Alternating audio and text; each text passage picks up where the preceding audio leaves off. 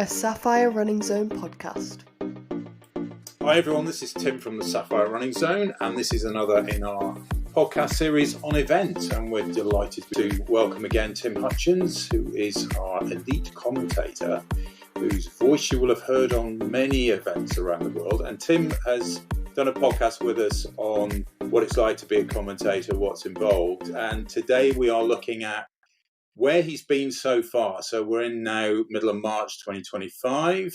We're looking at where he's been and where he's got coming up. And then we are going to speak to him again in 3 months and see what those trips were like and then what's coming up. So it's a hectic schedule. Welcome back, Tim. Tell us what January looked like for you. Thanks, Tim. Yes, hi. Crikey. Well, it's been a busy year, actually. A bit busier than I expected these last 10 weeks, because we are, what was today? The 18th of January? Of March. So we're about 10 weeks in. It's been busier than I expected. Back in late December, mid to late December, I was in India, went to Kolkata. They have a 25k there, which I've been to for several years. And I love going to India, and I am partly Indian, so I feel like at home there. So that was December, but then early in January, went off to the Dubai Marathon. Flew from Dubai onto Mumbai, which was the following weekend. Did the Mumbai Marathon, so I was back in India again. Obviously, two incredible cities. Lots and lots of friends in both places. So it is a lovely mix of work and pleasure. Then came home for a couple of weeks and then went out to Dubai again for the Ras Al-Khaimah half marathon, which is about an hour outside Dubai across the desert. It's one of the smaller Emirates. February, a couple of indoor meetings. Did the UK Indoor Championships up in Birmingham. Did the Keeley Classic indoor meeting up in Birmingham. Gosh, where else was I in February? Now I'm going to have to turn to my diary. Let's go back to that December one. Tell us about that Kolkata experience. Well, it's funny. Kolkata, as it is now, used to be Calcutta, but the Indians have changed it to Kolkata. Is in eastern India, northeastern India. It's considered very, very hot, steamy place. It's considered one of the less developed cities compared with Mumbai and Delhi and Bangalore and so on. But actually, it's a beautiful city. It used to be the capital of India when under the days of the Raj and under English rule. And some absolutely astonishing architecture there. So I'm lucky enough to be able to go to India each time I go 4 times a year for almost a week. And then there's time to not just focus on the running and the athletes and the commentary and the preparation for the program, but actually taking a bit of the culture. And Kolkata is a gorgeous city. I love it. A lot of poverty there. In India, you have to suck it up and accept the fact that there are people asleep on the pavement all over the place, and you're staying in a 5-star hotel. It's difficult, isn't it? It's very difficult, and you feel uncomfortable. Yeah, I went last year, and I really struggled with that. It's very, very difficult. The gap between rich and poor is just it's unbelievable. But you know what? The Indians, as a nation of people, they're incredibly philosophically accepting of those differences and fortunes. There is not the anger and resentment from those without at those with that you get in a lot of the Western world. And yes, you stop at traffic lights and you've got kids tapping on the window and begging. And I've since found out, many years ago, I've been going to India for 20 years, that actually most big junctions where there's traffic lights and cars stop and go in the usual patterns, there's a pimp who looks after the beggars at that junction. So they're professionally managed beggars. And I was told many, many years ago, don't open your window and give them any money, because the kids have to go and give that to the pimp. Give them a sweet, because they can pop it in their mouths. Wow. And that's it. So occasionally I do that. I'll carry food with me or a bottle of water that you can give the kid. But don't give them money, because that just encourages it. So yeah, it's difficult, and that might be the right attitude to take. It might be the wrong attitude to take, but you can't change the world. You can just treat it as you see fit, with your own moral code. So is that half marathon, that one? Kolkata is 25k. It's a very unusual race. It's one of the only 25ks in the world. There used to be one in Berlin that's been scrapped. And of course, it is a fairly random distance. And I've spoken to Anil and Vivek Singh, who are the two brothers who own Procam, who put on these big races in India. And I've said, why at 25K? It doesn't mean anything to anybody outside of India, really, now. But they insist that in Indian culture, each city wants to have its own unique race distance. So their four big races are the Mumbai Marathon in January, the Bangalore 10K in May, the Delhi Half Marathon in October, and the Kolkata 25K in December. And I say, but India's a country of 1.3 billion people. You could have half a dozen big half marathons dotted all over the place. You could have 100 of the things. And they say, yes, but where it comes to our little portfolio of races, we want each race distance to be unique and cherished by that city. And that's what the cities want and what the sponsors want. So who am I to argue? That's interesting. Do they get people travelling between the cities to do each of those races then? Like they would do Yeah, in the cleverly, just like the World Marathon Major's 6-star badge you can win or earn. And Paula Radcliffe's just about to complete hers, of course. She's done Tokyo and now Boston to come. They have got, I think they call it the Procam Slam. Procam is the company that organises these races in India, and they have their four big races. So, and it's become quite a thing. They've got a few hundred people who are travelling from race to race every event to accumulate their four. And I think you have to do it in a 2-year period. It doesn't have to be in the same calendar year. Interesting. And it works, you know. People, there's a lot of runners in India, and it's a booming sport out there. And I still think they haven't scratched the surface yet. There's a lot of people in India who are relatively affluent. They can afford to fly from city to city and do these races. And you know, years ago I heard the statistic that 500 million people in India had a mobile phone. So it's not a nation of where the vast majority are poor. There's a massive burgeoning middle class in India, hundreds of millions of them, and they can afford to take up sport and travel to races and have ambitions of that nature.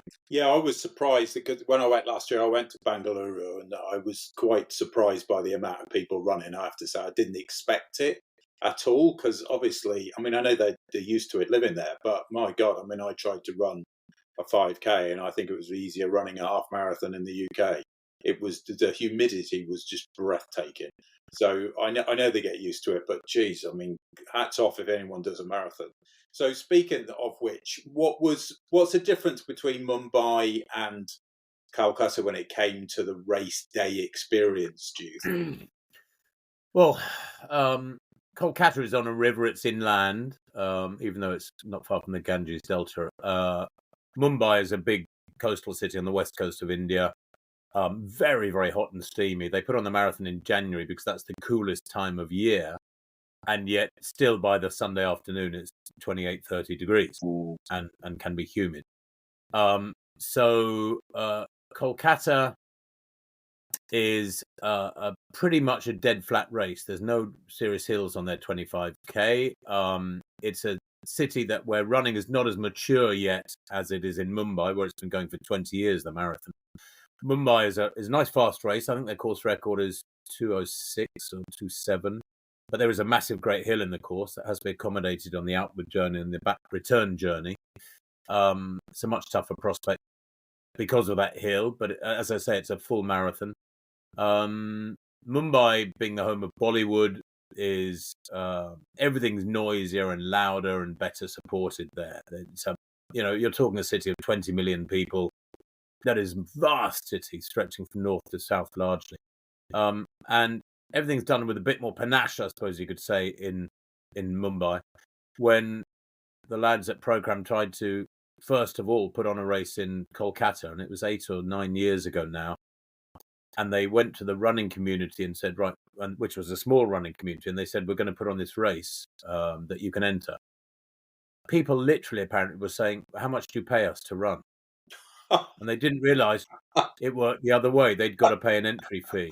That is how naive the running scene was in Kolkata 8 or 9 years ago. And wow, they've quickly learned and they've cottoned on and they've caught up with the rest of the world. And now they get many, many thousands running their 25K. And it's a great day. What about crowd support? In Mumbai, it's pretty big. Not obviously along the whole route. I don't think there's a marathon in the world that has support along the whole route. But it's much, much bigger than 20 years ago when I first went. I think it was the first one was 2004. And then obviously there wasn't one in the pandemic.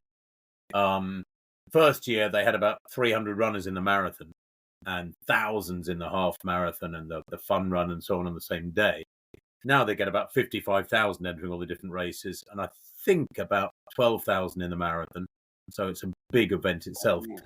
So you can see how that shift has happened. The running boom has really been a massive improvement or curve over the last 20 years. Whereas in Kolkata, not many spectators, to be honest. But it trawls all over the city, but in a lot of parkland areas. There's some gorgeous big parkland patches of Kolkata where it doesn't go through the city centre. In fact, it doesn't really touch the city centre. It tends to be one side of the city centre between the city centre and the river, which is a lovely big area of parklands, and there's a huge cricket stadium and so on they go past. So both races are very, very different. Both cities are very, very different. But there's nevertheless a great vibe there because they have thousands and thousands run in Kolkata on the day. And well-organised courses, very often the crowd running along the road in the event become their own crowd, so to speak, because they're going up and down certain strips and they're supporting each other. Wow. And what's it like for you in the two events? What's the big difference? Because you perform the same role, presumably, at both? Perform the same role, yeah. And ironically, as I was saying, you can't really be on site for a marathon. We're tucked away in a studio that has no window, just lots of controlled lighting and backdrop behind you. We're at a desk where we're presenting. We spend quite a lot of time talking into the camera. We have guests coming in during ad breaks and chatting with us, dignitaries. That's one aspect of India that's very different from the West. Over there, these events shut down massive cities that are cities of 10, 20 million. And lots of local dignitaries, local army chief or sponsors, politicians want to come in and have their 3 minutes in front of the camera and chat away about the city and what they've done for it to help make the event work. And that's the give and go or the tit for tat that is the norm over there, far more so than here in the UK, where we watch the Great North Run on BBC. You don't get the mayor of Newcastle coming in and sitting down with Crammy and Paula and having a chat to camera about how wonderful their city is and what they've done to help the event work. That's taken for granted. And that's partly down to Brendan Foster being a wonderful sort of local politician working the relationships and being a bit of a Pied Piper. But it's also the culture in India. There's far more focus, and in politics generally and in sport, there's far more focus upon individuals who are important. You've been to India, you drive around India, and there's pictures of politicians on posters and banners all over the place because there's a local election coming up. That sort of cult of personality is far more close to the surface in India than it is in the West. Right. So in between those two, you had the Dubai Marathon. Obviously, very, very different in many respects. Talk us through that one. And I mean, you've been doing that for quite a while now, haven't you? Yeah, I have Dubai. I mean, it's dead flat. It's again, much of it's along the coast or close to the coast. Again, it's at a time of year where it is cool enough to put on a good marathon. And this year, actually, back in early January, the conditions were perfect. Pete Connaughton, the race director, does a fabulous job. The course is fast. It's a great road surface. It goes past the Burj Al Arab, the fabulous sail-like hotel structure on the coast that is probably one of the most famous bits of architecture buildings in the world. And they get super fast times. And over the years, Pete's had sponsorship that's enabled him to offer $250,000 prize money. I think $1 million for a world record has been offered several times, but he's not had a world record yet. But he's had super fast times from Haile Gebrselassie and other big names there over the years that have brought it a lot of media profile. And that's what the authorities in Dubai want. They want Dubai splashed across newspapers, sports pages all over the world, and they've got that. So they've had their payback. And Pete continues to go from strength to strength with that race. He knows the ground very, very well there. He knows the politics. He knows how to play the politics locally. He's very good at relationships. So it's a real pleasure to go to is the Dubai Marathon. I mean, obviously, it's a city that's constructed out of the desert with the wealth from natural gas and oil. And I love Dubai for a week or so. I'm not sure it's a city I would want to live in, but, everybody's different. And millions of people do live there and love it. Whereas Mumbai, for example, is a chaotic, busy, bustling city that never sleeps. Wherever you go in India, whichever city, as you know, there's traffic all night, pretty much. It is a bizarre environment. So yeah, real contrast between the two. Where in the UAE, in Dubai, there is lots and lots of very overt, almost boastful wealth. Indulgent wealth, where you've got hotels and unbelievable architecture for no particular reason than because they can. Whereas in India, you spend a lot of time amongst people who are looking for the next meal. Right. So you had Dubai Marathon, and then you were in the Emirates again 3 weeks later, 4 weeks later for the rack half, different Emirate. Tell us about that one. So the United Arab Emirates is 7 emirates. They're almost like giant counties, but each one's got its own sheikh who rules it, and I think quite a lot of them are related.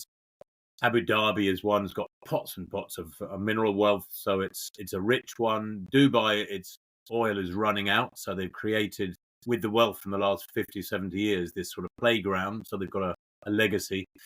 Ras Al-Khaimah is a little northern emirate, just an hour up the road from Dubai, where there is no oil, but they've got a lot of mineral wealth in terms of the mountains there, the Hajj Mountains, and they've got the world's biggest porcelain manufacturing plant there. Lots and lots of the toilets that we sit on and urinals around the world are made in Ras Al-Khaimah. Well, I didn't know that. I didn't know that before, so that's useful. You will often see on toilets the letters RAK, rack, Ras Al-Khaimah, and that's where it's come from.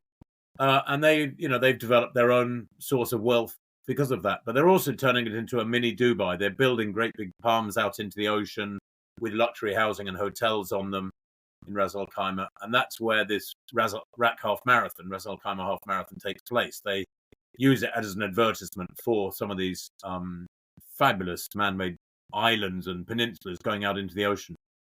And again, dead flat, super fast. They've had world records there over the years. That's been going for about 18 years, I think, the half marathon. Forgive me if I've got that number exactly wrong. I'm not exactly right.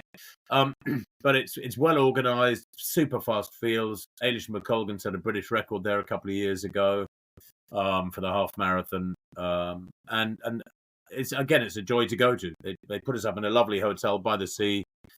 Worked very hard on getting that right. I emceed the press conference, the pre-race press conference of that one, and production is very professionally done. So they continue to go from strength to strength, and Pete Connaughton took it over a couple of years ago, and so he has that one very soon after the Dubai Marathon. It's tough for any race organising company, small organisation with only a few in the core team, to put on races close together. I mean, you look at the Great Run Company here in the UK, who have got 6, 8, 10 events. They've got a big team who put that on. I was up at their offices 3 days ago. They've got a big team who work on all those events. And likewise, all the other big events companies, their team and their structure internally should reflect the size of their portfolio.